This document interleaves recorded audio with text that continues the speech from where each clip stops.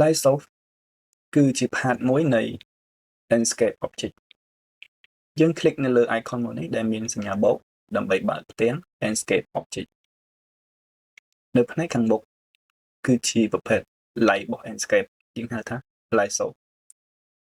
នៅក្នុងប្រភេទពន្លឺរបស់ landscape គឺមានលក្ខណៈដូចគ្នាស្ទើរតែទាំងអស់អ្វីដែលវាខុសគ្នា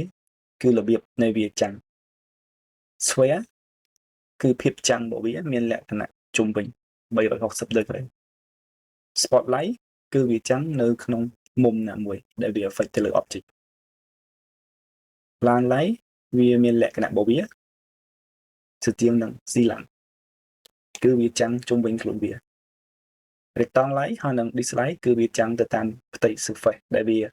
ចាំងទៅរបៀបនៃការ create lighting នៅក្នុង landscape គឺយើងប្រើជាលក្ខណៈ 2 click ឬក៏ 4 click ជាទូទៅដើម្បីងាយស្រួលក្នុងការ create lighting នៅក្នុង landscape យើងគួរតែប្រើ reference យើងអាចប្រើ reference ចេញពីកន្លែងណាក៏បានដែរដូចជា line ជាងឬក៏យើង create reference ដោយខ្លួនឯងដោយគូ line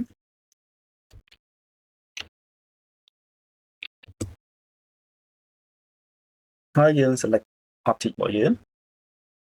click នៅលើទីតាំងដែលយើងចង់ create Sphere light គឺយើង click ពីរដងគឺវានឹង create បានបែបនេះ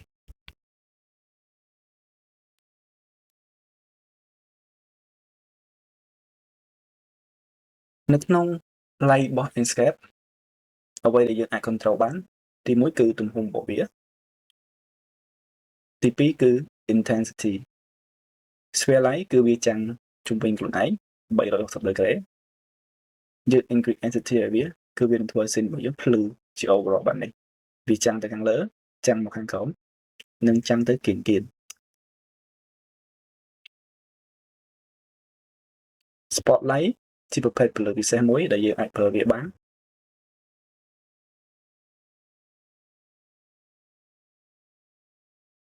យើងប្រើ4 click ដើម្បី create spotlight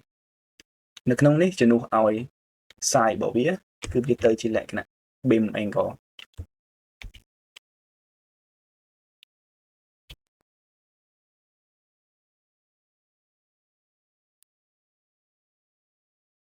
spotlight វាជាប្រភេទពន្លឺពិសេសដែលវាចាំងទៅលើ object ជាក់លាក់ណាមួយ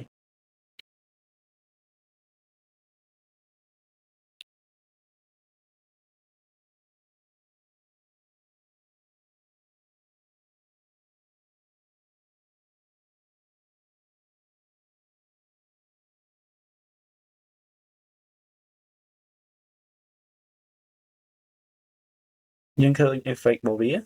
នៅក្នុងលក្ខខណ្ឌនេះគឺវាយ៉ាងតិចអញ្ចឹងយើងអាចចូលទៅក្នុង visual setting atmosphere យើង increase artificial light ប្រហែលដែរ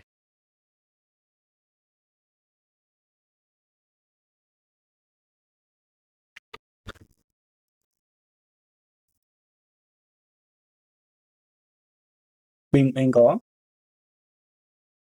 ទំហំ light ដែលវាចាំង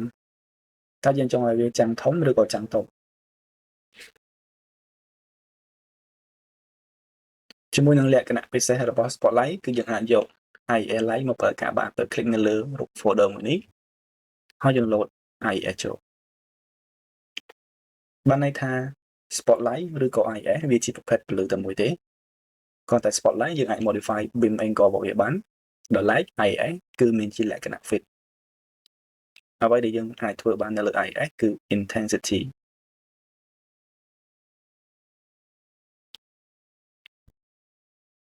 យើងឃើញលក្ខខណ្ឌរបស់វា intensity របស់វាគឺមើលទៅរាងខ្លាំងជាង spotlight មុនហ្នឹងតែមិនប្រកាសថាពន្លឺរបស់វាដូចគ្នាទេ IF ផ្សេងវាអាចនឹងអាណិតជាងដោយសារតែគេ create មក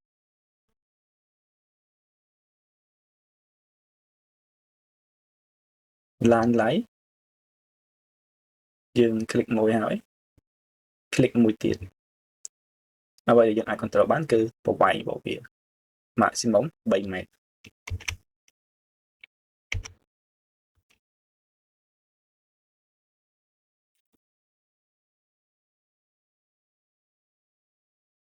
intensity របស់វាគឺវាចាំង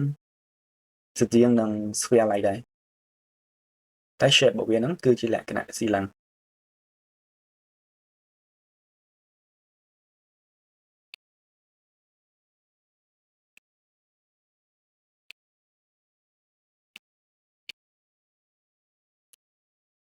rectangle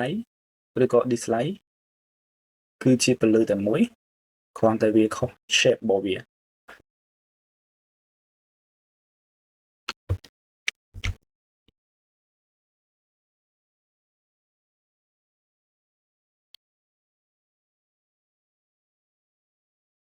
surface របស់វាគឺវាចាំង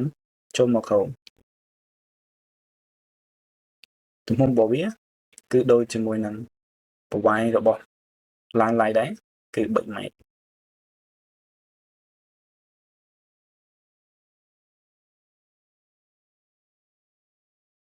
នៅពេលដែលវាភ្លឺខ្លាំងយើងអាចនឹងឃើញ shape របស់ line នៅលើអញ្ចឹង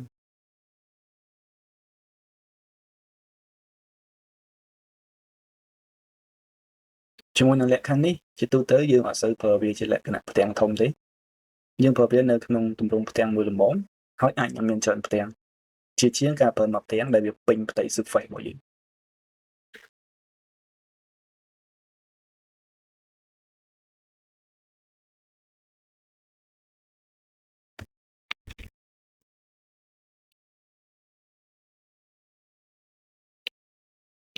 display ក៏វាដូច rectangle ដែរគ្រាន់តែទំហំរបស់វាជំនួសឲ្យបណ្ដោយនឹងទទឹងគឺយើងប្រើជាលក្ខណៈអង្គត់ផ្ចិតបាទចា៎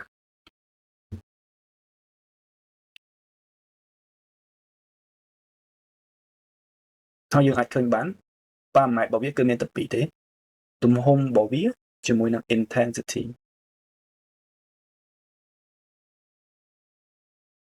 ចំពោះ property ផ្សេងទៀតយើងឃើញមុនហើយនៅក្នុង line management ដែលជាមុខងារថ្មីមាននៅក្នុង Enscape